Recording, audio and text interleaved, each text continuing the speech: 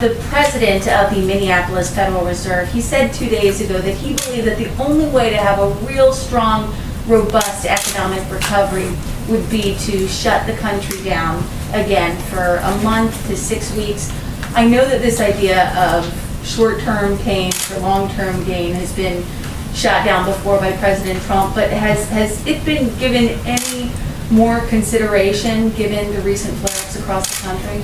No, and I would refer you to what Dr. Fauci said back in May. He said we can't stay locked down for such a considerable period of time that you might do irreparable damage and have unintended consequences, including consequences for health. And several of those consequences I've outlined for you before. For instance, the fact that in any given year you have 120,000 Americans who die from drug overdose or suicide, and we saw during the lockdown previously that we saw overdoses nationally jump by 18% in March and 29% in April, 42% in May. Overdoses do go up, suicides do go up, cancer cases are missed, as Dr. Scott Atlas has pointed out, that in the U.S. alone there are 150,000 new cancer cases that arise every month among patients.